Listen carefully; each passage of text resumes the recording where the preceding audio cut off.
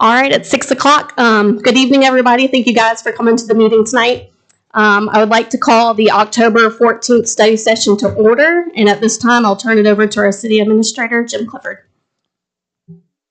Thank you, Madam Mayor Pro Tem. We'll go ahead and go through our update. This is our first study session, or regular study session, since we've had Hurricane Helene, so excited to go through a semi-normal update. So what we'll be doing this evening is talking about the agenda for next week. Then we'll have department details as our practice, and then we'll go into Mayor's Matters, and we have Aiken County Schools Public District is going to be here to do an update on CPSD 5, which is a ballot initiative in November, and then immediately following that, I'll give a update on Hurricane Helene response, really just from the last week and things that are upcoming, so everybody has the same information to be able to talk to citizens about as we go forward. So with that, with your permission, we'll go ahead and move into the draft agenda for next week. And we'll be doing two things. One is highlighting our Employee of the Quarter, which will be announced this week, and we'll have that for Monday. And then we'll also have a retirement and recognition of service award that the mayor will be able to run through. And then under old business, we have several items that are linked under planning and development. So you have ordinance number 2024-22 and ordinance number 2024-23, both listed under planning and development, items number 6 and 7 respectively.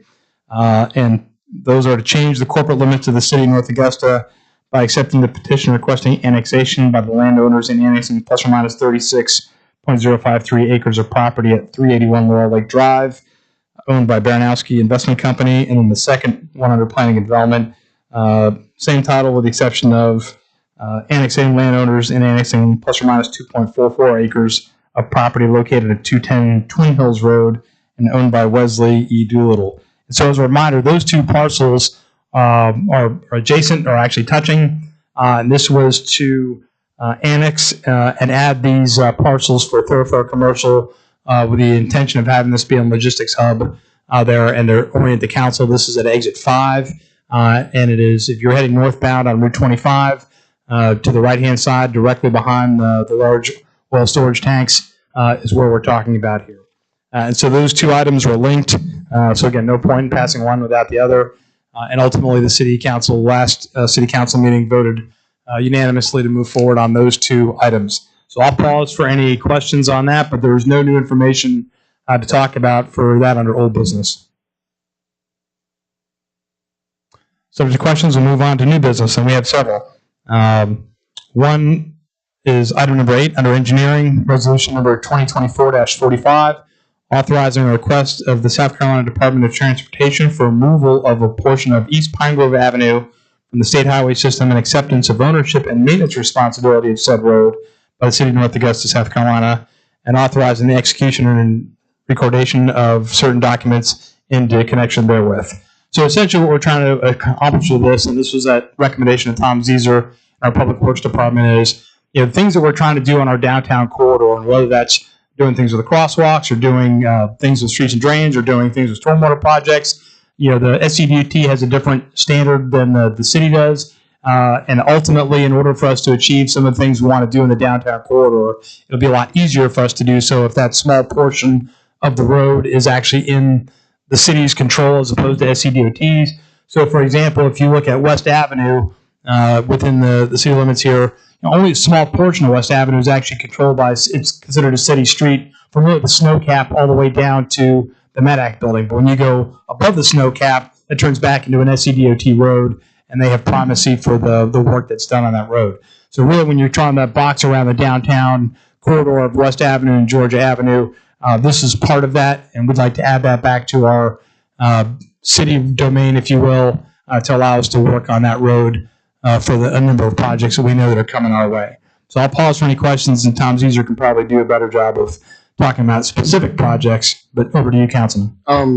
Quick question. So are there other streets like in that area that we're looking at doing the same, maybe in the future or soon, or? Not in the immediate future. I think this is the only street that we've identified at this point in time. And I would also tell you that SCDOT is more than happy to release ownership of a road. It's not a fight with SCDOT because that's just less for them to maintain. And so we've never had an issue with the city asking to take ownership of an SEDOT road.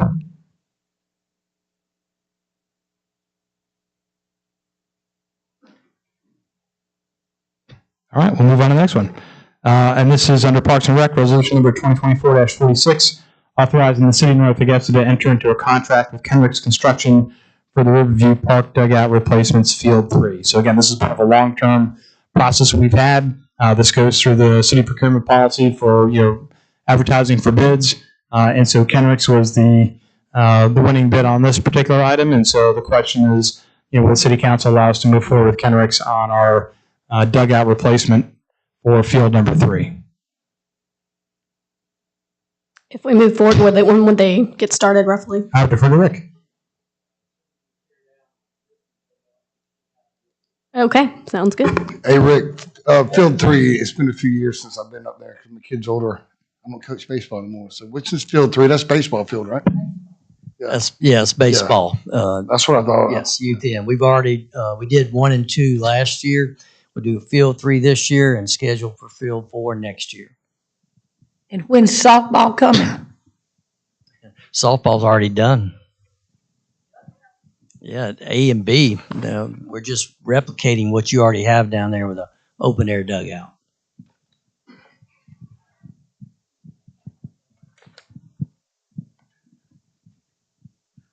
Okay. Moving to the next item under new business. I'll get this here in a second. We'll go to item number 10, planning and development, which is resolution number 2024-47, accepting a deed of dedication for the streets, sanitary sewer, stormwater collection, and fire suppression systems, detention pond, and associated easements and rights of way, along with a maintenance guarantee and letter of credit for Rushing Waters Phase 3. And this is a standard document we use with developers. And for those of you unfamiliar at home with Rushing Waters, that is a development that has the main entrance on Five Notch Road, just below Interstate 20, but north of Mossy Creek Elementary.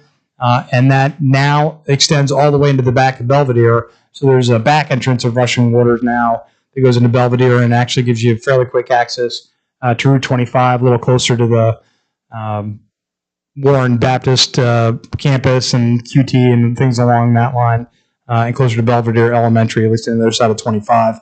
So that's a number of things they've put in there, and they've got a decent amount of infrastructure at this point in time for us to move forward with this deed of dedication. So again, based on the recommendation of the planning director, that we move forward with this item. All right, moving on to the next item. Number 11, Public Services, Resolution number 2024-48, approving the Greenway Landscape Enhancement Hardscape Project. And I'm going to probably turn this over to JD for full explanation, but there's some diagrams inside your council packet. And essentially what we're trying to do is if you go through the downtown corridor, you can see between the sidewalk and the curb, you've got specialized brick as opposed to grass. And if you go down Bluff Avenue right now, after we did the Bluff Avenue project, you have grass between the curb and the sidewalk. And so ultimately, one of the things we're trying to accomplish with this, I believe, is to hardscape that as well, along with some other aspects that we have. But I'm going to go ahead and turn that back over to JD for full explanation. Yeah, that's a great intro. This is awarding the low bid to Rock Creek Irrigation and Landscapes. Roy Kibler put together this RFP, which is very well done. It goes throughout the city, everywhere from Hammond's Ferry, the boat launch, putting some hardscape there, River Rock down near Center Street, and also down by Hammond Hills Suburban Club, the extension that we just completed. And really, we're looking to exhaust capital project sales tax 3 with this project, as well as exhaust the funds that were allocated but not expended for SLURF expenditure request 7, which was for greenway improvements, which is what did the Hammond Hills extension to the new restroom. And then we have some money in Riverfront Central Core, and then again SLURF, but expenditure request 12, which would round out to get us to the low bid with a 10% contingency. JD, can you talk also about the CPST 3? Is that part of that? Yes, capital project sales tax 3. This is what this will exhaust that fund. with this project. So that will zero that account out, and we'll move on to working through capital project sales tax 4. So as we've talked about as a kind of long-term goal with the city is, having legacy capital project sales tax funds that were sitting out there, and certainly at the rate of inflation, felt like this was a better use of our money is to execute it against projects as opposed to sitting in the bank at this point in time, especially for low dollar amounts. So if you recall, CPST 1 was fully used up with the Greenway Bridge project, partnered also with ARPA. CPST 2 was for the Smart Cop 911 dispatch software for public safety. That was also partnered with ARPA funds. And then we have now this project, which only has, I think, just under $30,000 of CPST 3 that's remaining. And based on our interpretation, this could be used for this project.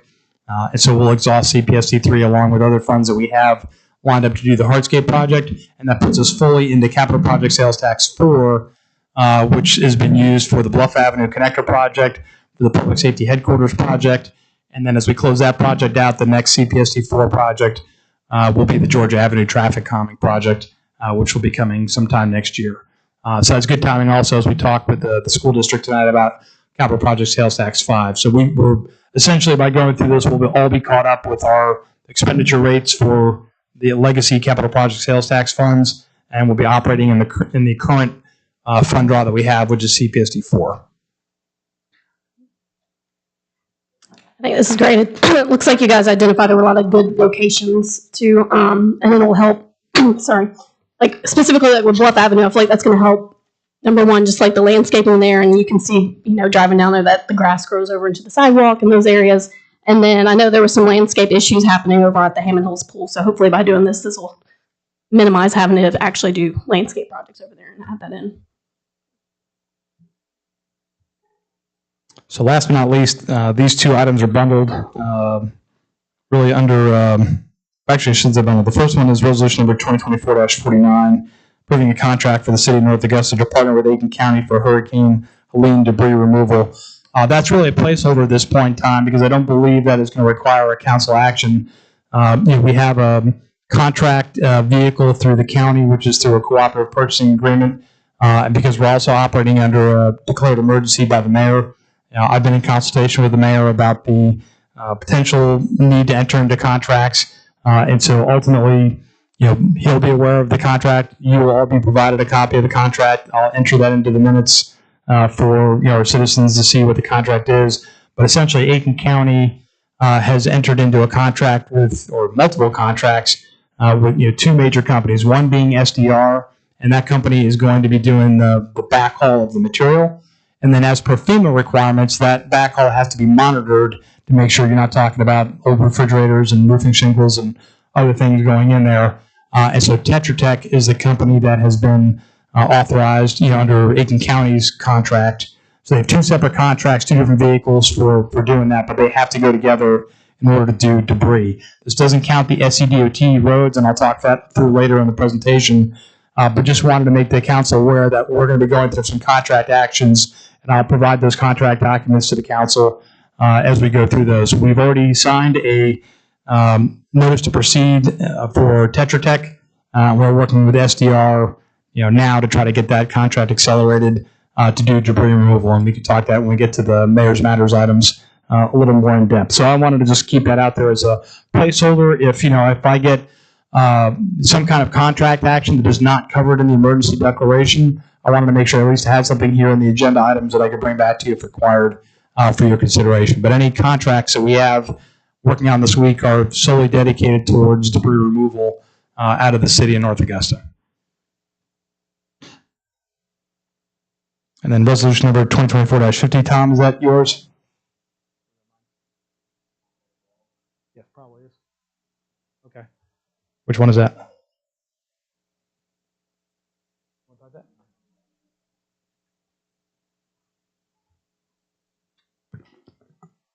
This resolution is just a request for a after-hours work permit.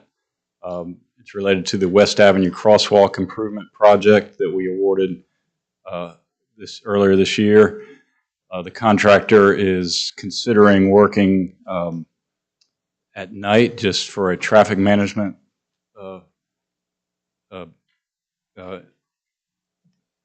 benefit. And so the resolution likely won't have a specific date. It may have a window of dates on that resolution. So this is based on, low impact to, both pedestrians and to vehicle traffic. It'll certainly be more advantageous for us to be able to do this work in evening hours as opposed to rush hour. And so ultimately, we'd look the city council to at least consider this action to allow for evening work, because that'll accelerate the project and also provide for a safer environment for everybody involved.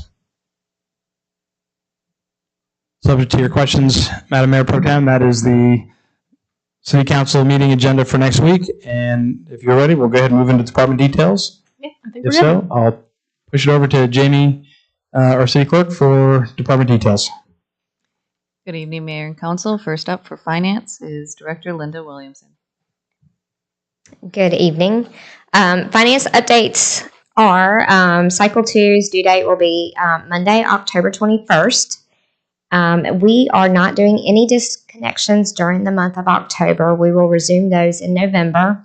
And as well, we will be waiving all late fees for the month of October as well. And we will resume in November with those. That being said, utility billing is going live on October 21st, which is Monday. Our new customer portal will go live after we have completed the first billing. And we usually bill around the 22nd, 23rd. So we should see that up and running by the 24th at the latest. And I've spoken with Ricky, and this should be pretty seamless for our citizens. They'll click the same Pay My Bill, and the link will just go to the new portal. We will not have any downtime with the online payment system. We are still continuing the tax sale on November 4th. We will be putting notices. Actually, there's going to be a correction. It has to go in the Aiken Standard because the Augusta Chronicle doesn't publish on Saturdays, but they will be in the Aiken Standard on October 19th, 26th, and November 2nd. And that's all I have for you tonight. Thank you. Next up, Public Services, Jason Sykes. Good evening, Council. So currently, property maintenance has finished the tree planting at SRP Park by the batting cages. That was completed today. And property maintenance is shifting their area, working in the Calhoun Park area in George Avenue, trying to get that cleaned up from the storm damage. So we're trying to work inside the parks and trying to get that situated. So that's it. I noticed Summerfield Park's about cleaned up.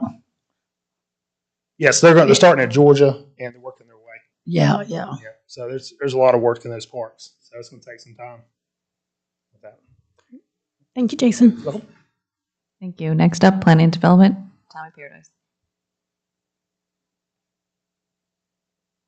And good evening. The Planning Commission meeting is scheduled for this Wednesday. The staff went ahead and pushed out the agenda last week in anticipating getting back to normal this week. The BZA meeting had to be canceled because of the storm. So what was on the agenda for October the 1st will be heard November the 12th. The other thing is, as council knows, that we have an ordinance about staying in RVs.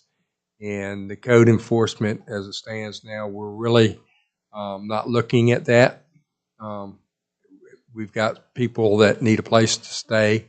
Even though they've got the houses have power, they may not be able to stay in their house. So in the near term, that's the actions that we were anticipating making. That's good to know. That's something I've not thought of yet, so that's really good. And Tommy, I talked with Tommy several weeks, I think he made before the storm. The property on East Buena Vista. I know you're not prepared tonight to talk about it, but I almost feel like we need next monthly reports. Say something, people are constantly asking about that property and the big for sale signs up, because that was a big deal there for a while. Now it's just hush. So maybe next month, if it's all right with Jim and the mayor, to just bring us up to date on that for people. Well, Councilwoman, I'll cover that. That's not. Okay. I said I'll cover that. That's not for Tommy to Oh, that's not, okay, Nope. well, he's, okay. I'll handle that for him. Okay. Okay, next up, Public Safety, Chief Johnson. Good evening. The first thing we have tonight is just if you talk to some of the citizens, remind them that we have an ordinance that prohibits burning yard debris in the city. One of the reasons why that's there is because sometimes what you think is a controlled burn will turn into an uncontrolled burn. We had one this past weekend over on Crestland Drive, got out of control. It was just outside the city, but it's still in our fire coverage. We went to extinguish that for them after it got out of control. But that's why we're still asking people not to burn. And also, we have a good bit of good news to give you.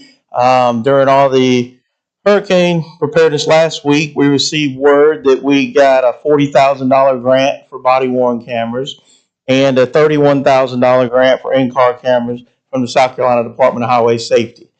So that's money that we were going to have to spend either way, but they were able to give us some money back, so that helps us out tremendously. And also, the South Carolina Opioid Recovery Funds. We received $312,000 back on them, and that's budgeted out specifically what it can be spent on for educational materials, buying Narcan to hand out, and equipment in order to help us achieve those processes. Great. Chief, is the trunk or treat's been postponed too, right? Just for citizens that are listening? So the trunk or treat's been postponed. We have a tentative date. I'm going to get with Rick Meyer with that date, and I want to just check the calendar at Activity Center, make sure it's good. It's probably going to be after Halloween, but we're going to try to get it as close as we can on a weekend. Okay, thank you. Thank you. Because I was looking forward to that. Parks and Recreation, Rick Meyer.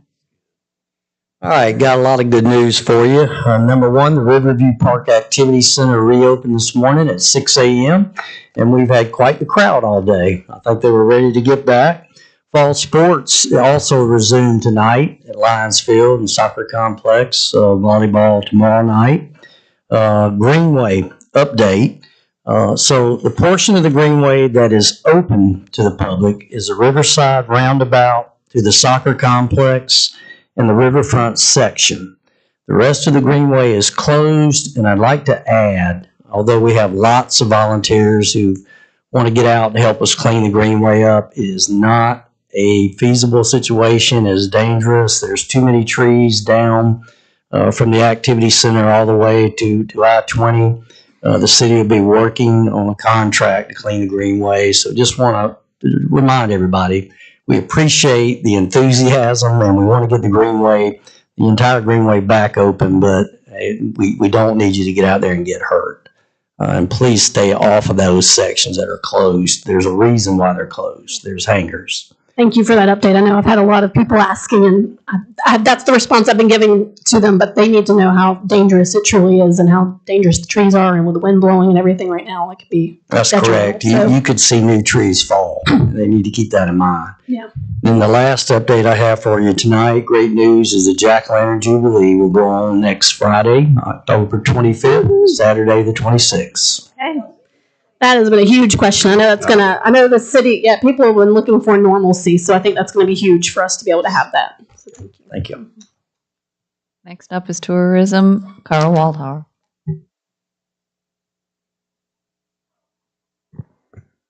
Good evening, Council. As you know, the Ironman was canceled September 29th for obvious reasons. They have rescheduled for next September 25. I just want to make a note, the Ironman, their staff was here from Florida and Maryland, and they pretty much called me about every day saying, how can we go out in community and help? And they stuck around for 4 extra days, hitting, Hammond Hill and a couple other areas. Just helping out around town with chainsaws and delivering water. All that. So I thought it was really good. Early voting begins community center next Monday. 1 of 4 sites in Aiken County, and that's going to be from 8:30 in the morning till 6 in the evening every day through November 2nd, except for Sunday, October 27th. Carl, because I've never early voted. When you go to the community, is it by precincts, like I'm 27, or is it just, hey, everybody vote? It's 1 of 4 sites in Aiken County. Yeah, but I mean the one in North Augusta. From what I understand, it's just if you're an Aiken County resident, you go to any of those 4 So sites. it's not like you're voting in your precincts. Now, if somebody has a North Augusta address, but they're really not, is it strictly city limit North Augusta people? that can do this or not? You may want to check SC votes before I understand if you're an Aiken County resident. You're more than welcome to participate in that early Okay, voting. so anybody, even though they're not North Augusta city limit, they That's can right. still go early vote. Right. I'll make a note, third Thursday this week, we're getting back to some normalcy here, whatever that may be, but third Thursday this week, Upbeat concert series is continuing. They'll have a treat stop for October. Third Thursday with several business locations, so make sure if you're bringing the kids out that they're dressed and stop by and get some candy at area businesses. Dave Matthews Tribute Band on Saturday, November 9th at 7 p.m. at the Sharon Jones Amphitheater. It's an Explore North Augusta event. Looking to have a good crowd for that. And finally on Saturday, it's a little ways out, but I want to make note, North Augusta Beautification Foundation is hosting the Jessamine Music Festival on Saturday, November 16th from 6 to 10. This event's for ages 21 and up. Feature 2 local bands, food trucks, libations, complimentary water, and the tickets are now on sale at beautificationfoundation.org, and they're $35 if you buy them in advance.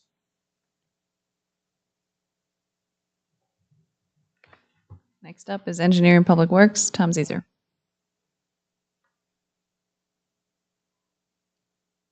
There is a contractor working in town for the SCDOT doing some miscellaneous road resurfacing. This is part of the earlier project when they were resurfacing George Avenue and Edgefield Road and Martintown Road. But they're doing some secondary roads countywide. But there's a few in North Augusta. Notable is Revco Road and a portion of Dittman Court in the industrial park. And the biggest one is probably Knobcone Avenue from Pisgah Road to the high school. So that's going to a well-needed improvement there. The George Avenue, the speed limit signs, the radar signs that indicate if you're exceeding the posted speed limit, they should be activated this week. Hopefully by the end of the day tomorrow.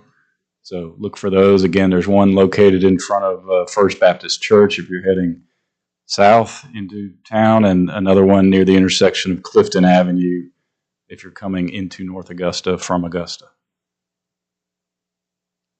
We already mentioned a little bit about the West Avenue crosswalk. That contractor is expecting to begin that work sometime in early November, likely the first week in November. Now, Tom, I have a question from a citizen. He says his name's Randy Morgan. He lives at 756 River Bluff in Rapids. He said a tree fell on the sewer right away. And he said he's not complaining, but he just didn't know, would that be city responsibility or his, and he said he could stay there a year, it's not going to bother him, but he was just a little concerned with it. It's the property of whomever's property the tree originated from. So if the tree's on his property and fell, then it's his responsibility. Right. Now, if the city utility department has a need to access that right-of-way for whatever reason, then they may choose to clear it out of its right-of-way. Well, does he need to call you or Jamie or someone or Jim about, he didn't show a picture. Let me respond to that. Okay. We had a conversation about this morning, and what Tom has told you, under normal circumstances, that would be the case. If it's my tree and falls down, I'm responsible for it. It's from my yard. However, if it's an act of God that has caused it to fall, it's wherever it lands. If it's your tree and falls on my property, if I want it off my property, I've got to get it off.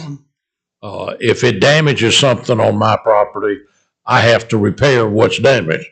There has to be liability related. Now, if it's a tree that your neighbor has told you that tree is dead and you need to remove it, and it then falls, then you have liability because you were warned. But it's a totally different ballgame with what we've just gone through.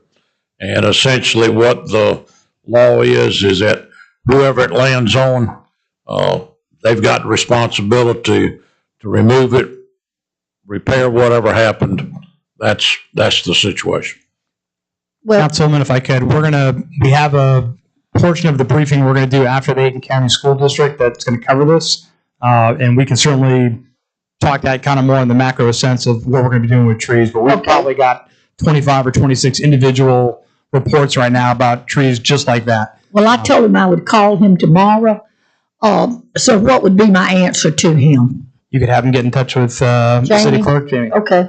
And then Jim will cover more on this topic in a few minutes, because I know several of us have had questions brought up about trees and property right now. And excuse me, let me say one thing. I have got to probably leave at 10 till 7 tonight. All of my coaches are gone. Okay, well, let's keep moving. Well, I didn't want to get up and walk out and y'all not know. No, thank you. I was going to ask if you're going to take me with you, but okay, next slide. Okay, and I had one last item that was not on my list, but I know it was some interest to some of you. The residents at 1005 Georgia Avenue, that's the house that has been in some state of demolition or reconstruction. The half house? Yes. Yes, it's now gone. That house was further damaged by the weather, and order to demolish has been issued to that owner. The order was issued on October 8th, and he was given 30 days to remove the structure. Thanks for that update. And last but not least is Human Resources, Kayla Ferguson.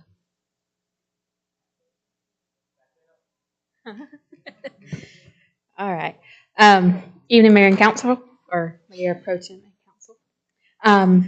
You will see my employment opportunities on the back of your department details. And then we have our health fair on the 22nd of October. You all are welcome to come. Just bring your insurance card. We have vaccines, all kind of information, all types of stuff for you. So, good deal. Thank you. What Kayla did not include in her update is that, we've got her pretty well tasked out right now with, the insurance and the risk portfolio, because we're going to have multiple claims to our insurance provider for city damages to city facilities. So we have multiple facilities that were significantly damaged. We have at least one vehicle that may be totaled because of a tree falling on top of it. And then, as you saw in Parks and Rec, we have a number of shade structures or, picnic pavilion areas that were pretty well crushed by fallen debris. And unfortunately, the little pavilion in Beck Park, we got a full engineering report on that from our state guard folks that came with actual professional engineers and gave us an assessment of that facility and said, hey, that's not usable at this point in time. So we have a lot of things we're going to be filing against through the MASC insurance folks. So, but anyway, You're going Kayla's to be very busy. Thank you. Yeah. I have a nice spreadsheet. Yeah. Lots of information. So, we're good. Thank y'all.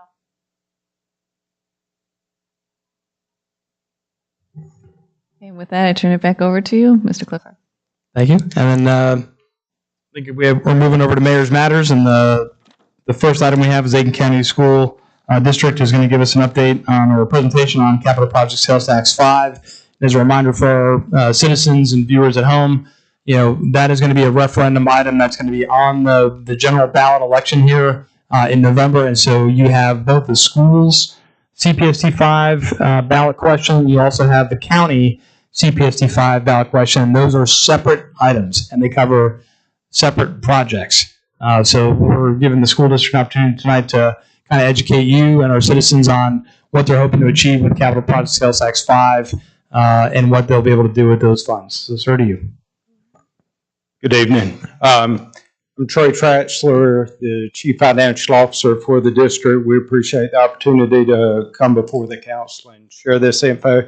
And this is actually our second round of our penny sales tax. We weren't as lucky as some others to get that started as early. We have a brief presentation tonight that we'd like to share. It is the abbreviated version. And you might have heard this in some other instances. We've given about 20 of these presentations at this point. And we have several others that are planned for the next couple of weeks. Hit the next one, please. Just as a matter of history, the district over the last 40 plus years has had 3 successful referendums. 1976 was the first one on this slide, and it helped us fund Silver Bluff, Midland Valley, South Aiken High School. It wasn't until the year 2014 that our next referendum passed, and that was after our legislative delegation supported the penny sales tax for our school district. Prior to that, it wasn't an option. We had a failed referendum, bond referendum in 2010. It failed handily, and we had to find some other options. And through the support of our delegation and others, we had the ability to go for a penny sales tax. And then in 2018, we had the $90 million bond referendum that was passed. This area that helped renovate Hammond Hill Elementary, Belvedere Elementary, helped with the construction of the new Highland Springs Middle.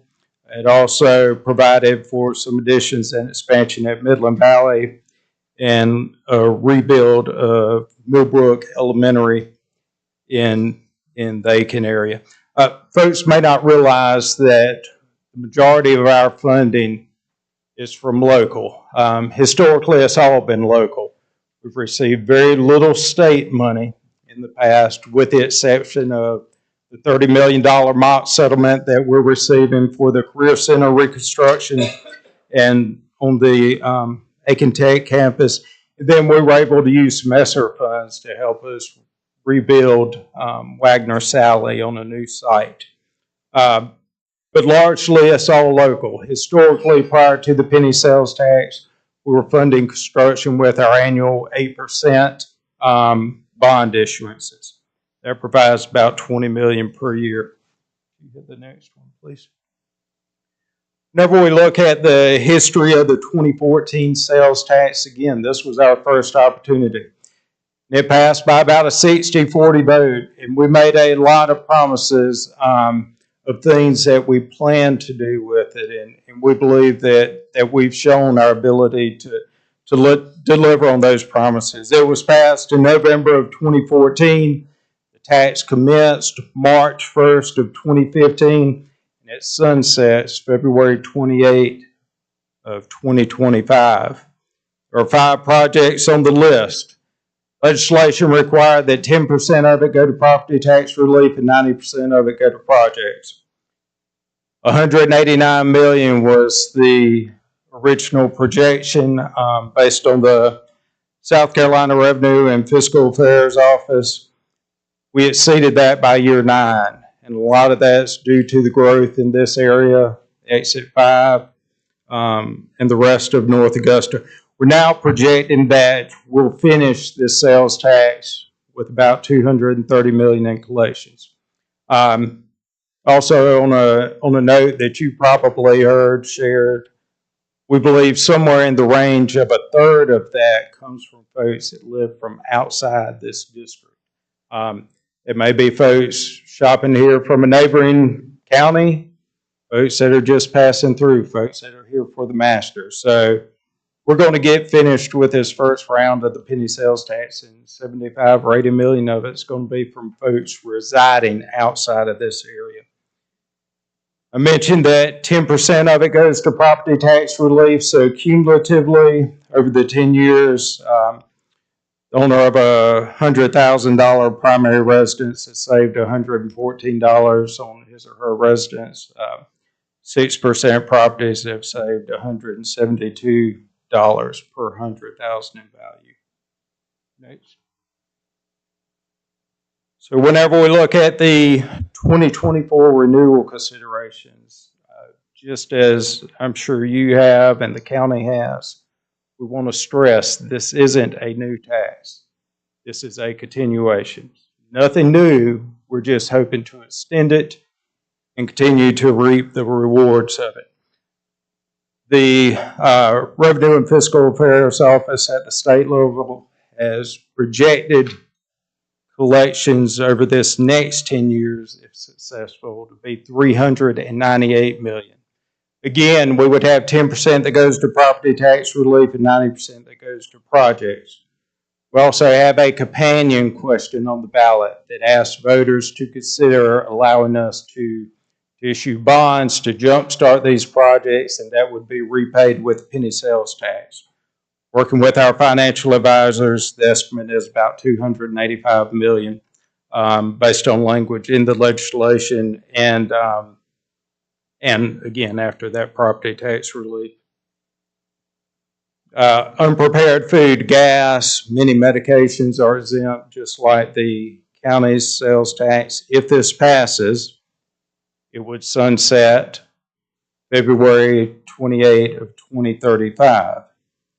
If it doesn't renew, the district couldn't go back out for renewal until November of 2026. And folks ask, what does that mean? Well, sales tax collection stopped for 2 years. During that time, we would likely lose 70 to 75 million, a third of that coming from folks living outside of the district. Property tax relief would come off of tax bills, and you would see an exponential reduction in the number of projects that we have going on because the funding is simply not there. Next. Because this first round came in so strong, our school board, after hearing input throughout the school district during the spring, adopted 5 primary projects, but also built in some contingency projects. The renderings here of the primary projects: South Aiken High, North Augusta Middle, Midland Valley High, Silver Bluff High, the construction of a new elementary school in Area 3. That's in the Midland Valley area. Currently, it's the fastest growing area of the school district.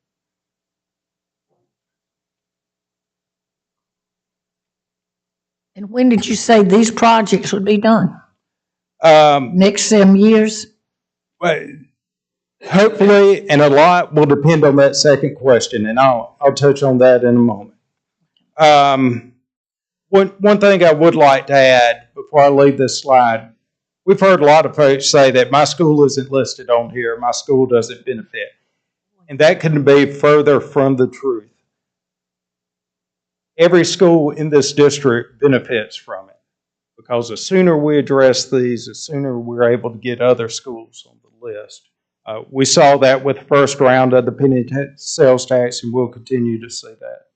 I'm going to add one little story to kind of put it in perspective too. Whenever I first joined the district in 2007, I'll never forget our architects were at a board meeting, and they were talking about construction of Rich Spring Minetta High School, pulling all schools together on that site. And I'll never forget, they said, based on current funding, phasing this out, this project will be done in the year 2035. And it stuck with me because that's the year that I would be able to retire. Yep. Rich Spring was essentially finished 3 or 4 years ago, thanks to the penny sales tax. We were able to move other projects up in the list. Next, please. So I mentioned contingency projects. If funding is sufficient, once we finish those primary projects, we're able to address some other things with these funds.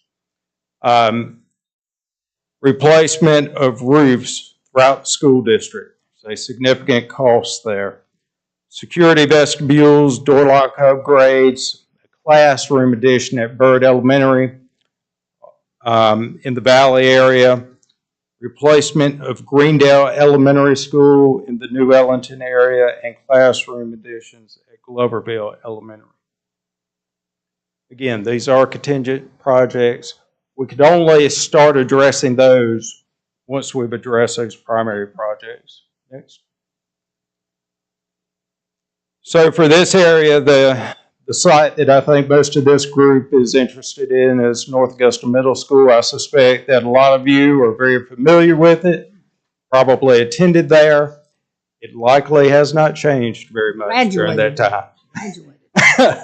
So you see a picture here. It's the same old school. It has window AC units. It has the plastic windows. It is not very energy efficient. It has ADA issues. You see the ramp by the front door, but what our superintendent likes to share is that the little cutout to get on the sidewalk is further up the sidewalk and outside of this picture. The other option is to go down the hill and start there. So there aren't a whole lot of options here. We did have a nice addition around 2011, so 12 or 13, 14 years ago for lunchroom, dining area, classroom wing.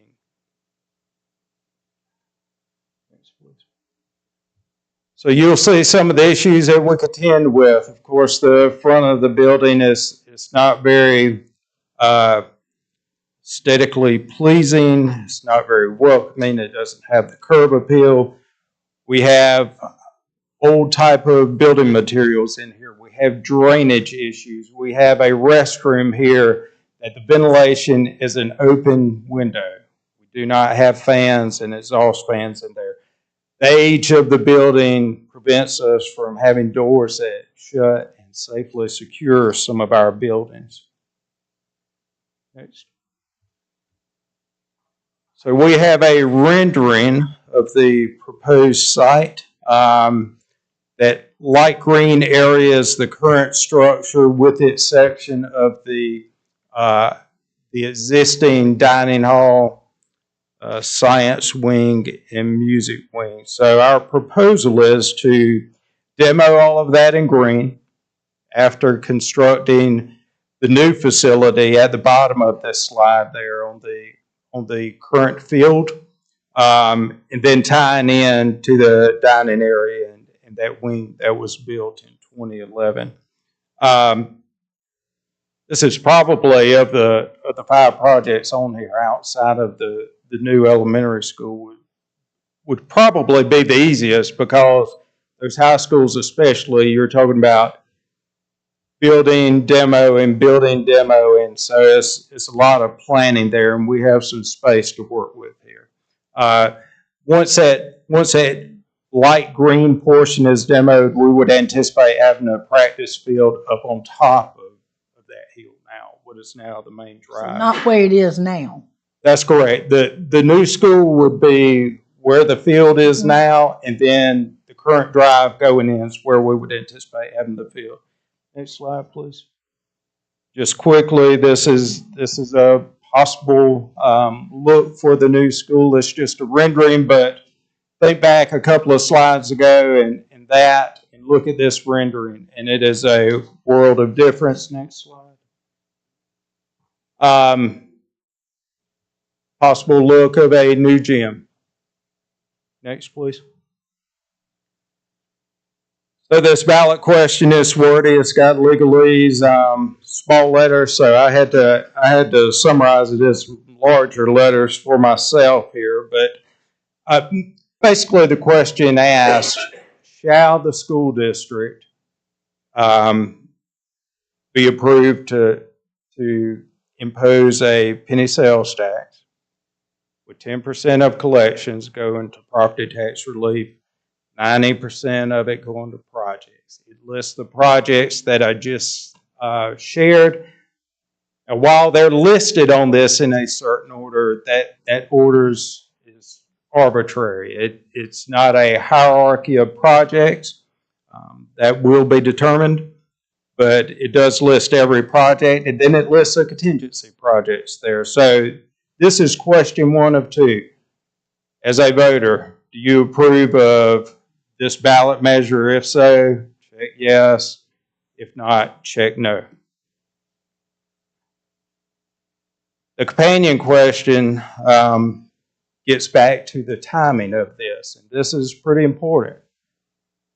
So if voters approve this, it would allow us to issue debt that would be repaid by the penny sales tax. So again, it asks, could we issue up to $285 million to be repaid with penny sales tax?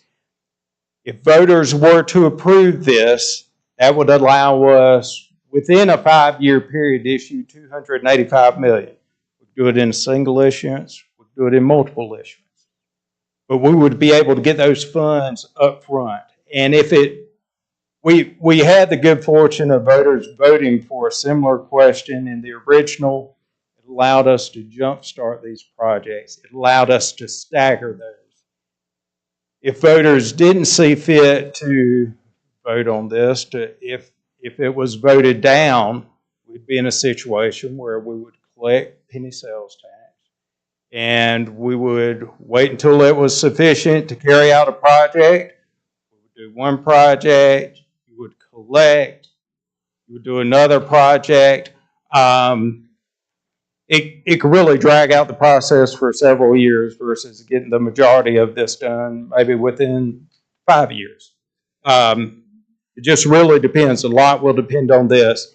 If ballot question one is voted down, this is a moot point. It's done. This is a companion to that first question. So it really does depend on this. But we have successfully used it with the original one.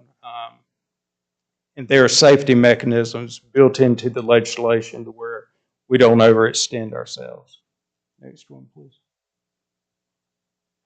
So I mentioned that we've been conducting meetings throughout the school district for the last couple of months. We have had some larger scale community meetings. Our next one is tomorrow night at North Augusta Middle. We have one at Midland Valley on October 28th. And then we have a final meeting to really sum things up. It'll be virtual. Additional info will be shared on that. But it's October 29th at 6 o'clock where we'll have that. We continue to meet with small groups. We continue to meet with just about anyone who wishes to hear from us. Can advocate. We're sharing info, and that's what we'll continue to do. We want to make sure that folks are educated on this. There's a QR code up there. We have information on our website. If anyone wants additional info, we have it there. I'll be happy to answer any questions. Again, this is the shortened version of this. We appreciate your time. Now, will these ballot questions be on the Aiken County's website? I mean, because people get in there, and I don't know what this is, and they either vote no or don't do anything. Yes, ma'am. And then the city, do we need to put that on our website, Jim, too? So people can study these questions before they get there? I mean, I'm worried about people this is major that people vote. I would defer to Kelly Zero on whether or not we can put this on the city website, but I know the Aiken County School District has been carrying a lot of information on this on their website as well. Well, another lady called today, the signs is up, vote for she said, what in the name of the world is that, Pat? I said, well, send me a picture of the sign. I don't know what you're talking. I said, oh, that's the sales tax. But I told her, please vote. And she had no clue. So she probably wouldn't have voted for it. Yes, ma'am. So we have got to get this education out to these people. Yes, ma'am. Our ballot questions are on our website, and every meeting that we go to, there are some that are more detailed. And the order of the slides is tweaked. But we take every opportunity that we can to share the ballot questions so folks aren't surprised whenever they get to the ballot and see a bunch of words and have no clue what it means. And also continuing to remind folks this is not a new sales tax. It's a continuation. And so that's another thing. They think it is. So that's got to be publicized. You're right. I mean, it's really important. I think as council, I mean, we can use our voices to help spread this too. So if there's a middle school meeting tomorrow night, I mean, we should be posting it ourselves and, just on the importance of it and keep improving our schools and everything. And that one will be the extended version, and you get to hear Dr. Murphy, who will do much better than I do. So, but yeah, we'll have several more opportunities. But I want to tell you, now Kelly and me are the two who graduated from North Middle. And let me tell you, I don't know if y'all children know this, but we had an area back where used to be the band room, and that was your smoking area. So you, as a teenager, can go back there and smoke. I will never forget that. So I'm gonna tell Mr. Rogers at the high school, he was smoking. Well, hopefully we won't have those Yeah, little that's cutouts at the new school. But I can't imagine that was allowed back in the 60s. But it was, wasn't it, Kelly? I just want to add for anybody for voting wise to go to scvotes.com. They can print off a scvotes.com, and they can also print off a sample ballot. And as long as they go under, if they need assistance, they're more than welcome to. I just want the contact people to County realize how important this is and to learn everything they can about this. Because I remember when, I don't know if you remember, Ray Fleming was on the board, and he took me on a tour of the old high school. He said, Pat, this will probably rebuild in about 40 years. I said, well, everybody will be dead almost. But then the sales tax passed, and look at the high school now. Oh. And that was about what you were saying, 35 years. Well, it's interesting because whenever I joined the district in 07, folks were referring to Midland Valley, Silver Bluff, and South Aiken as the new schools, and at that point they were 37, almost 40 years old. Is that right? 30 years old, excuse me.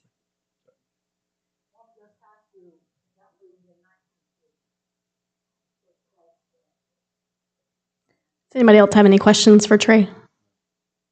Thank you so much for coming to present tonight. Thank you.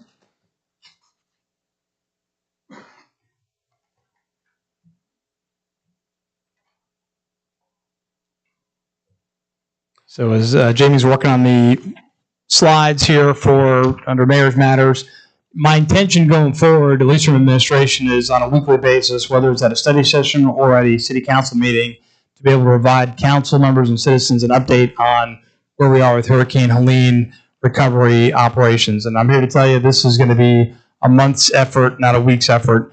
So I just want to keep everybody updated so they understand what is going behind the scenes. I know there's still large debris piles all throughout town, and people are going to start getting frustrated pretty quickly about what's going on there. But I wanted to at least give you as the council members and our citizens an update on where we think we are, and also to get updates or feedback from the council as we go through this process, because it's going to be again several months going through. So with that, we'll go ahead and go to the next slide, please. So I brief what the lines of effort were. I view line of effort 1, critical infrastructure and basic human needs, as being completed. We've maintained our water infrastructure, our wastewater infrastructure. Sanitation has been fully restored as far as our service routes. We've had churches fill in a lot of needs, as has some other organizations, such as the Salvation Army, specifically for our senior living apartments. I think we've stabilized in those areas, and so I don't view that as a major focus area going forward. And then line of effort 2, opening road networks and route clearance. I pulled the first item off. I think there are still areas, Hammond Hills being notable, and some of the areas around North Augusta High School, about improving road access, and that's going to be lined up very heavily with line of effort 5, which is debris removal. But ultimately, anywhere we have the ability to improve road access is a place we're going to be looking at, and that's how we're trying to prioritize our efforts with SCDOT and with outside contractors. And then under line of effort 3, again, I think we've gotten past civil disturbance, and now we're really just into assisting power crews and potentially tree crews, tree clearing crews with either SCDOT or with the county contractors to be able to do lane closures as required to support those elements to move things that they need to move. I think line of effort 4 is still very important. That's the communication channel. And so that's sending updates out on the city Facebook page. That's a weekly engagement with you as council members and with citizens, and continued engagement with our county governments, state governments, federal government as required to move through the entire process, along with our key leader engagements, of which we had 2 new ones last week that most of the council members were familiar with. And then last but not least, which is now the main effort, which is debris removal. And so I think as we go into this stage of the recovery, debris removal is going to be the largest hurdle. And I would tell you, we spent a great deal of time over the last several weeks in a very granular fashion going through with Dominion and our partners to be able to do power restoration throughout the town. I envision this being very similar, that debris removal is going to have to be a block-by-block effort with our partners across multiple organizations to be able to make sure that we have the debris removal completed. Next slide, please. So under communicate, just the one addition I have there in bold is obviously we had Congressman Joe Wilson and the Israeli Consul General Anat Sultan-Dadan from Atlanta. She's in charge of the Southeast region for the consular officials for the state of Israel. And so ultimately they were here last week on our last day of our point of distribution at the community center. That was also the final day of both state and National Guard assistance, and we had some great military support from the Adjutant General of the state of South Carolina, and we were grateful for those assets because they made a lot of things happen for us that otherwise would not have. Next slide. So let's talk about debris removal. So there's some things that I know and some things that I don't, and so I'll start off right there with SCDOT.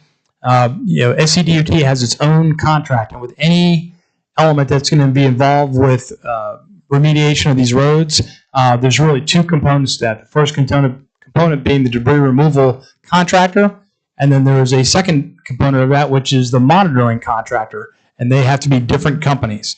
And that's for FEMA requirements to allow us to make sure that we're not hauling refrigerators and roof shingles or asbestos tiles or whatever else that gets commingled in with this material. It has to strictly be trees and yard waste debris, if you will, in order to be FEMA reimbursed. So SCDOT covers about 75% of our roads here in the city of North Augusta. And so, we've certainly sent the demand signal up to SCDOT that we'd like to have some better fidelity and understanding of their timelines. We're still waiting on some of those answers right now. I know they have signaled to us they have at least one contract crew that's in the Aiken County limits, but I couldn't tell you where they are exactly at this point in time. But we're going to continue to message to them the importance of some of our key areas. And I would tell you our number one priority in dealing with SCDOT removal crews is going to be around three primary schools. That's Hammond Hills Elementary, Paul Knox Middle, and North Augusta High School. And so the school district, as we had our debris removal meeting with the county, those are the three schools that the county school district highlighted as being the most problematic for them regarding school buses and getting into those sites. And so we want to make sure as we deal with our partner organizations, whether it's SCDOT or Dominion, or a county level contract, that we're hitting those school areas first and then moving beyond there. So moving into the city roads, the city is going to enter into an agreement with the two contractors that Aiken County has through a cooperative agreement there. So SDR is the contractor of choice by Aiken County. Aiken City has already moved into an agreement with SDR, and we are soon to follow. And then Tetra Tech is the monitoring contractor that's going to be associated with SDR to do the monitoring of the sites. So we have already signed a cooperative purchasing agreement and issued a notice to proceed to Tetra Tech, but we're still working through the contract documents for SDR. And then also Tom Zeser and his team at Public Works has been helping the contractors identify multiple sites for debris removal storage, meaning an interim site where things can be collected and then eventually moved off out of the city limits to be handled. And so we have numerous approvals from the Department of Environmental Services, formerly DEC, but we have several sites identified that are going to be approved. And as Rick talked about earlier, we have a lot of people who are enthusiastic greenway goers that want to get out there and assist. I would tell you that I've gone pretty deep into the greenway with both National Guard and State Guard crews. My concern is, and Kelly can talk to this too from a liability perspective, but also not to encumber our public safety officers. It would be quite an operation to get somebody who went even 200 to 300 yards into the greenway through some of the deadfall there to be able to, if somebody fell through, broke a leg, broke a limb, for us to be able to get public safety officers out there on a Skidco to remove somebody on a litter to get them to an ambulance would be a major undertaking. And so ultimately, I know the greenway is important, and it's certainly important to our citizens and even to the folks in the region as a whole. And for that reason, we're planning on including that in a contract vehicle, whether through SDR or a different agency, to make sure that we have folks going in there with large equipment. But when you see the size of the trees that are down throughout the greenway, that is not somebody with a weekend to spare and a gas or electric powered chainsaw. I mean, this is major work with major equipment to make this through. So we'd ask our residents and our visitors to honor that. You know, we're not necessarily going out there arresting people for being out there. I can't guarantee a rescue is going to be in a timely fashion, and we certainly don't want to encourage people to be out there on the Greenway in the restricted areas because, again, the risk to the citizenry and to their life, health, and safety. Kelly, is there anything you want to throw on that one, or did that cover it? All right. And then we also want to encourage resident debris self-removal options. So, you know, the feedback I'm getting from folks right now is the Belvedere Convenience Center in Aiken fills up like in the first 30 minutes or so of the day. It's a very small item. It's not really designed to handle the massive amounts of material, but the C&D landfill does have the ability to take larger amounts. And then what I'd also like to be able to do, and I believe the city of Aiken is looking at as an option as well, is to be able to have a residential drop-off in city limits. And again, we look at that more as city residents with a pickup truck or a trailer, or maybe a church group that wants to help on the weekends, you know, with infirm residents. You know, we want to give them that option to be able to do that. But just like anything else, in order to be able to have FEMA approval and also you know, payment for services for these contractors to backhaul, that still has to be observed, you know, through this contract monitoring agency. So those are things we're negotiating with now. City of Aiken is doing the same. So again, if we have the ability to do so, my preference would be able to have at least a limited residential debris self-drop-off. And again, that is not meant to be a contract group. So if you hired a tree company to come in and chop up your trees, you know, that would not be designed for that tree company to take it to that drop-off site. It would be, they would have to take it to a landfill, to the C&D landfill, not to do it through the city. And then as we talked about very briefly, there are lots of different use cases right now about city trees that are either overhanging or falling onto private property, or private property trees that are falling onto city property. And I've got a running list of about 26 items right now of that. Some of them are coming directly from council members, some of them coming to the folks. I would tell you that I sit down right now. The plan is this week to sit down every morning, as we've done over the last 2 weeks, with the primary staff to review new information, see what's been adjudicated, and what can be cleared off our list and what still needs to be done. So we're trying to funnel that through to our city clerk, Jamie Paul, to at least maintain a master list. We can receive inputs through a lot of different ways. It'd be helpful to get it to Jamie, but if it goes to Public Works or it goes to Parks and Rec, you know, we'll try to consolidate it in one list so we're not chasing our tail after, you know, different departments looking at the same thing.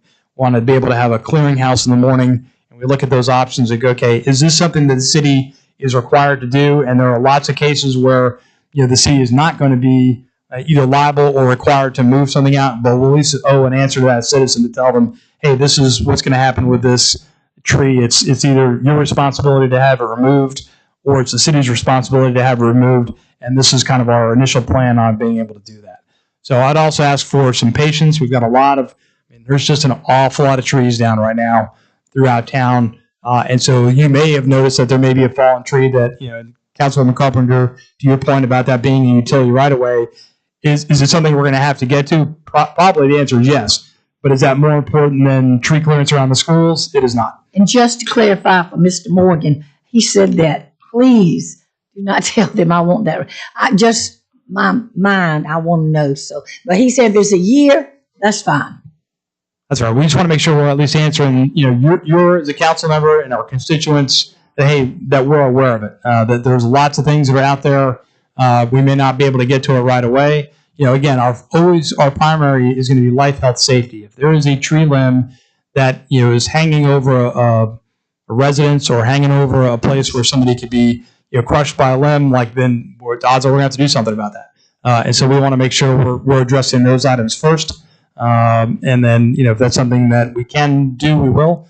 But things that are more in the convenience category of like, hey, it's an annoyance, those are going to be later down the line to figure out how we're going to get after those problems. And, oh, by the way, we're still having to negotiate with SDR and also with SCDOT about exactly who's doing what to who. You know, which overhang, if it's an overhanging limb over a street, that's going to probably be dealt with differently than an overhanging limb over a yard. So there's going to be a couple different scenarios that are out there associated with removal of debris. And again, so we're going to most quickly get after life, health, safety items and everything else, we'll get to it as time goes along. Next slide. Yeah. That's just the name of the company. I couldn't tell you what the acronym stands for, but that's a company that has been under contract with Aiken County. So here I also wanted to kind of give you an update on power and through some of SCDOT actions. So Dominion considers us at 100% restoral at this point in time, which is not the exact same thing as everybody has power to their house. Dominion has provided power to a point where it can be connected to a home. And as we shared on the city's Facebook page, there's a weatherhead, there's a meter, you've got some connecting that goes to your house. And based on some of the damage to some of the house, and I look at Hammond Hills in particular, where trees have fallen directly on the house itself, that power may not be able to be connected until an electrician is able to reconnect locally, and then there'll be a request for service to Dominion to charge that line back on to allow them to have power to their residents. So you may hear from residences that say, hey, I don't have my power back on yet, and that's largely because they have to be able to contract with a local electrician to be able to get there. If they feel that's an error, they can contact Dominion's emergency line directly, and those numbers have been on the city's Facebook page as well, and also on Dominion's page. So Scott Neely, who's here in the audience tonight from Dominion, we've talked to Scott just about every day since the start of this hurricane response, and this is the guidance that I gave to Scott regarding Dominion wire and broken pole removal priorities. So there's a bunch of things that are Dominion. Dominion's number one priority was to get power back on to the customers, and they've done a great job of doing that. And now there's kind of the next phase of the operation for them, which is backhauling and removing things that aren't trees per se, but are Dominion poles, Dominion wire, things that are Dominion property. Old transformers are laying in the street even that you can see on like West Avenue, is to get that material out. And so as we talked about, what I listed as our priorities as a city for Dominion to backhaul are the 3 schools that are listed. Same thing with SCDOT. So when we lay out our priorities, we're being very consistent with the contract agents, with our governmental partners in SCDOT, and also with the power company, in this particular case, Dominion, because they have service to those 3 locations. So those are the things we want to get out of the street first from a Dominion perspective. The other thing we want to get after the schools are addressed is some of the downtown corridors. And as you know, if you go up west or Carolina in particular, I mean, there's an awful lot of stuff down on the road, in the road that's Dominion power related. We'd like to get those released, and so we can have some safety there. And then we want to start moving back into Hammond Hills in a holistic way to get some of the Dominion poles, the broken poles, and the wires out. Understand there's a lot of wires out there. Not all the wires out there are Dominion. Some of them are, but some of them are also AT&T telecommunication wires or other service providers that have wires that are out there. Again, treat all wires like they're a live wire. Don't go up there and mess with those. We'd ask if you have a concern about a wire in the street, contact us to either Dominion directly or to Public Safety, and we'll get that looked at in the right fashion. So I just want you to understand from a council perspective, that is what we as a city have communicated to Dominion as our current priorities regarding backhaul of old equipment for that are Dominion. So next we'll go to Aiken Electric Co-op. Again, they are saying that they're at 100% restoral as well. There were 3 specific areas that we saw that Aiken Electric was heavy in. One was the Gregory Landing development there on Gregory Lake Road in Edgehill County. One was in front of Savannah Barony on Plantation Drive. So before we actually got into Savannah Barony proper, there's some city property or houses that are there that are serviced by Aiken Electric Co-op. And then you also had an apartment complex that was on Bradleyville Road, also serviced by Aiken Electric Co-op. All of those have been restored. So the same rules apply with Aiken Electric Co-op as does Dominion. Power has been restored to those neighborhoods. You may have individuals that have power outages at their residences, and so the same thing. They have to get an electrician in there to be able to turn it back on if that's the ruling from the co-op. With SCDOT, we had a brief moment of success where all traffic lights were on. We were very excited about that. And then last Thursday evening into Friday, the intersection at West Martintown and Bolin went dark. We had Public Works go out there and put stop signs on Bolin so that traffic didn't just run directly out there into Martintown. And then late Friday evening, with an assist from Dominion Power and from SCDOT, those lights were restored, and it seems like they've been stable from Friday evening until now. So I feel pretty confident saying that it looks like all of our traffic lights have been restored. And I feel like we're in pretty good shape there. Even within the region, you see lots of areas that have flashing traffic lights or traffic lights that aren't functioning 100%. And I think we're in a really good place when it comes to our traffic signal plan with SCDOT. And again, as I talked about, SCDOT debris contractors could start as early as this week, and we'll see what that looks like. And we are again communicating to them that we would like to have the school district roads around those 3 particular schools as the priority for us here within the city. We're going to continue to message that to not just the contractor who's working for SCDOT, but SCDOT leadership as well. Next slide, please. I would like to highlight for our citizens, some opportunities for them to get some assistance or at least some helping hands navigate the process. So FEMA has established an aid site, if you will, and that's not to hand out aid packets, but really to help people walk through the paperwork of applying for FEMA resources, both at the individual level and also through the Small Business Administration grants and loans that they have. They are currently set up at the Nancy Carson Library. They'll be here today through Thursday from 8 a.m. to 7 p.m. JD McCauley, our assistant administrator, went up there this morning, made contact with them, made sure they were fully functional, which they are, talked to the senior leader on the site. And so they'll be there through Thursday. So we'd like to get the word out. We put it on our city Facebook page. And again, just as a reminder, the way that FEMA works is, especially for the individuals, it's between an individual request and FEMA. So our role as a city is to make sure that FEMA has a place to go to set up shop to be able to deal with the citizenry. But the city, the county, and the state of South Carolina do not handle FEMA requests directly for citizens. So a citizen has to put in a direct request for FEMA assistance, and that can either be done online, or it can be done in person, or it can be done online with a follow-up in person. But ultimately, we wanted to make sure that our North Augusta citizens are tracking that this week in particular, we had FEMA representatives on site there at the Nancy Carson Library to deal with our folks. I think the county asked for 3 separate locations. We were lucky to get one of those here, right here in the city limits, because, obviously Aiken County is a big place. So we were happy to have one here on the western trace of the county. Next slide. In addition, South Carolina EMD has South Carolina Days. They've been doing this for a number of the storm-affected counties. And the next one for our area will be Friday, October 18th from 10 to 4. And that's going to be in the USC Aiken Convocation Center. So right there along the loop, the Beltway around Aiken. And so they'll have a number of different agencies that will be part of that. I believe FEMA will also be there as well. And so that's really kind of a state agency focus with some FEMA assist as far as folks. So if people are not really sure what they may be eligible from an aid perspective, this would be a great place to go. The FEMA event that's this week is specifically for FEMA aid and FEMA grants. Again, not for specific, aid distribution like we were doing at the community center. It's really more of a paperwork to apply for assistance. And is it okay? I post this and the other one on Facebook. Yes, ma'am. I would highly encourage that. And the more advocacy we get, or the more information we have out to our citizens, the better. And so that word's already started to circulate. We got late word. I think they put a media press release out on Sunday night that they were going to be setting up Monday. And so there were already citizens out there on Monday morning, getting in line to deal with FEMA. So again, you got 4 fairly long days, 8 a.m. to 7 p.m. This week. And I would encourage our citizens that have questions or need some assistance in filing the FEMA paperwork as a place to go. Next slide, please. So just to review, this is what I listed as our operation end state.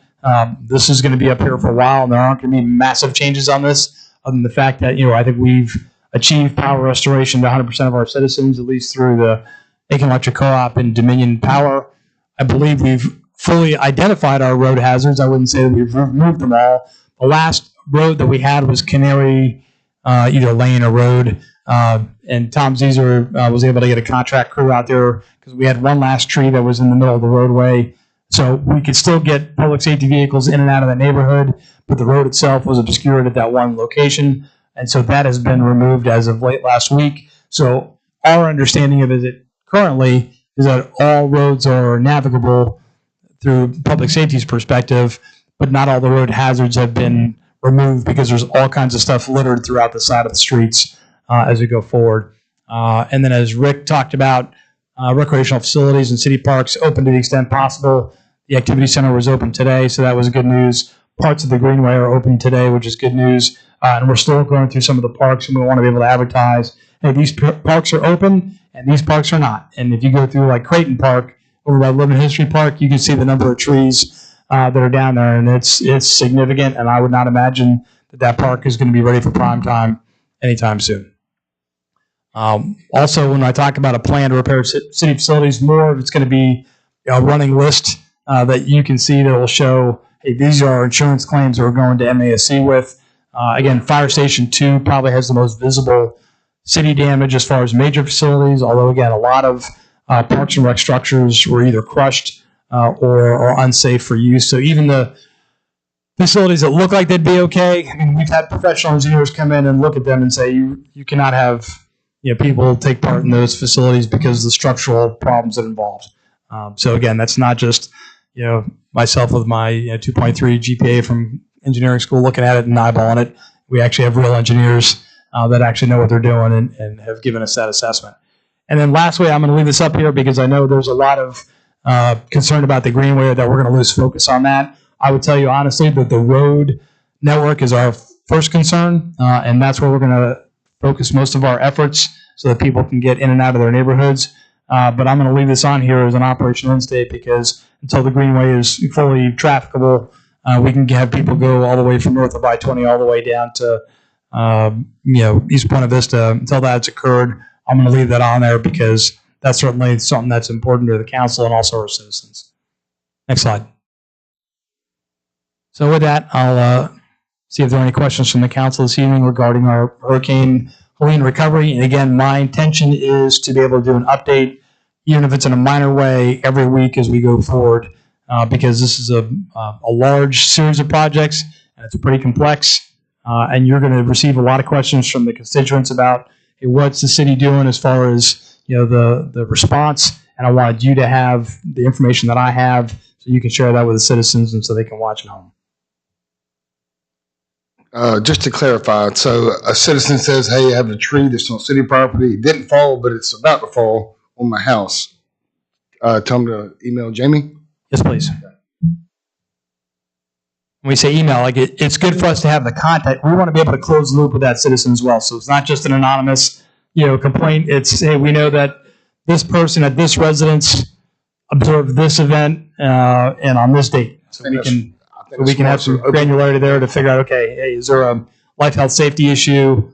Can we get one of our folks internally to take a look at it and do an assessment, and then take a look and see, okay, is there something that is required right away, or is that just going to go on the list of things we're going to get after at some point in time? Now, I don't have a question. I think it's super duper, but I'm going to read y'all something we had in church yesterday. And I guess I had my mind on North Augusta versus what he's preaching. It says, what a leader needs is not advice, but encouragement. Encouragement literally means to put your heart into it. And I'm going to say it 1,000 times. Everybody on these front rows and these three right here, North Augusta would not have survived without all of you. And I told a lady yesterday, I said, it's been, 2 weeks, almost 2.5. And now we're not together, but this city's put back together that we can go. And so I just thought, our leaders, you did put your heart and soul into it. And I know all of us on council and every citizen in this town appreciates you. I agree, 100%. Thank you all. Any other questions from council? Jim, I would just like to thank you for giving us all this information. I think this is exactly what we need. I know a lot of us are getting a lot of questions. And so I just encourage council to keep communicating out everything that we hear. Because, I mean, we're on about week 3. People want things to get back to normal. This is a long haul. So the more we can show a plan and have a positive outlook, I think that that's what we can do for our citizens right now. And Jen, for Eric Presnell, he is not with us tonight. He's still in Tennessee, but he's on his way back. But he said to thank everybody in this city who's donated, and they still, wherever he's at, need a lot. It's just a little tiny county town, I guess. But Eric said to thank everybody, and he'll be back. Thank you. Anybody else have anything for tonight? All right, we're adjourned.